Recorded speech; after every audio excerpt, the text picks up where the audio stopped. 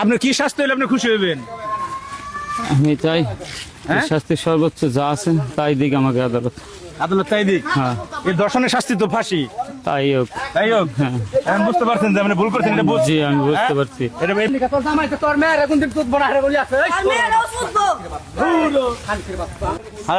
ফাঁসি হওয়া উচিত, ফাঁসি ফাঁসি একবার নিশ্চিত ফাঁসি, একদম দর্শন মামলায় ফাঁসি।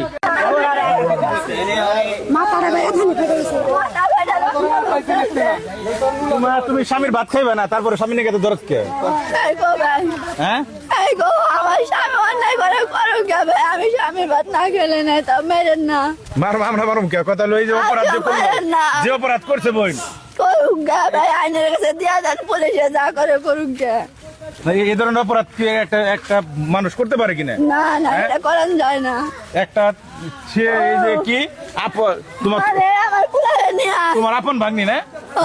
মেয়েটা বঞ্জি বঞ্জি আমার বন্ধু যাই হোক, বঞ্জি আর ভাগ্নি যাই হোক, বোতাম লাগবো না। আচ্ছা ভাই, আপনি কি শাস্তি হলে আপনি খুশি হইবেন? আমি চাই শাস্তির সর্বোচ্চ যা আছে তাই দিক আমাকে আদালত।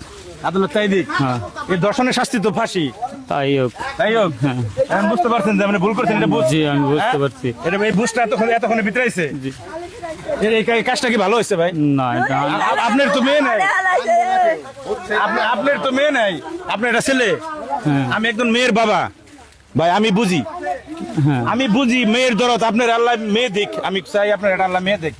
কারণ একটা মেয়ে কতটা অনিরাপদ এই দেশে, সেটা কি কমু? মেয়েদেরও দোষ আছে, ছোট ছোট মেয়েরাও এই খালুর নগে, খালুর প্রলোভনে পড়ে জীবনটা, মেয়ের জীবনটা শেষ, খালুর জীবন তো খালু তখন পুলিশের কাছে যাইতেছে। কথা হলো ভাই, আমাদের নৈতিক চরিত্রের উন্নতি দরকার। প্রশাসন কি করবো? কারণ পুলিশ কি প্রত্যেক ঘরে ঘরে যায় দাঁড়িয়ে থাকবো যে দর্শন জানি না হয়, ডাকাতি খুন রাহাজানি খারাপ কাজ জানি না হয়? কথা হলো আমরা তো ভালো না। এই যে হ্যাঁ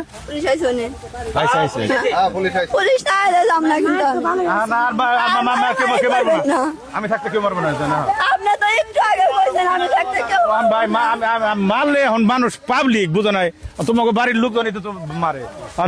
যার সাথে যার মেয়ের জীবন নষ্ট হয়েছে তার বাপে মারে, তার মায় মারে, সেই তার তাগো তো মনে একটা শান্তির বিষয় আছে। তার মেয়ের ফুটফুটে একটা সুন্দর মেয়ে, তার মেয়ের জীবন তোমার স্বামী দিল তছনছ করে। এই পুরুষের চরিত্র আগে থেকে নষ্ট পুরুষ। এটা তুই যে কাউ করতাস জামাই নিকা, তোর জামাই তো তোর মেয়ের এখন তুই বড় হারে বলি আছে।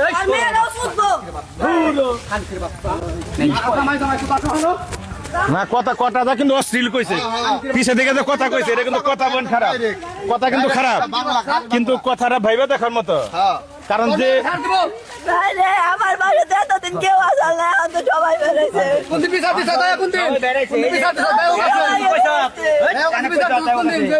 কি চরিত্র মানুষ, খুব খারাপ চরিত্র। হ্যাঁ ফাঁসি হওয়া উচিত, ফাঁসি ফাঁসি একবার নিশ্চিত ফাঁসি, একদম দর্শন মামলায় ফাঁসি।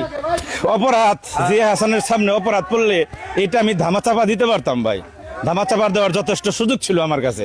কিন্তু আমি যদি আজকে একটা এই অপরাধ এই লোক যে অপরাধ করছে সেটা যদি আমি ধামাচাপা দেই, একদিন আমার সন্তানের সাথে যে এমন ঘটনা ঘটবো না, এটার কোনো গ্যারান্টি আছে এই রাষ্ট্রে ভাই? এই রাষ্ট্রে এই গ্যারান্টি কেউ দিতে পারে ভাই? কথা হলো সবার এখন সতর্ক হওয়ার সময়, এখান থেকে শিক্ষা নেওয়ার উচিত। এই যে মেয়ের সাথে ঘটনা করছে 15 বছর, অথচ তারে কিন্তু প্রেমের ফাঁদে ফেলাইছে খালু, জোর করে নিছে তা কিন্তু না, দুজনের স্বীকারোক্তি আছে, জোর করে নিছে এমন কিন্তু না।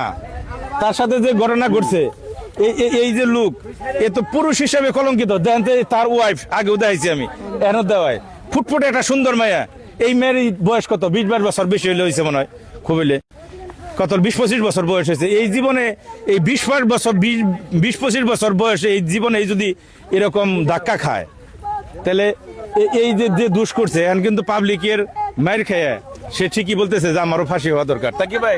জি। হ্যাঁ জি। কি জানি নাম আপনার? রেজাউল করিম। রেজাউল করিম। পিতার নাম কি? আবু জাফর। আবু জাফর।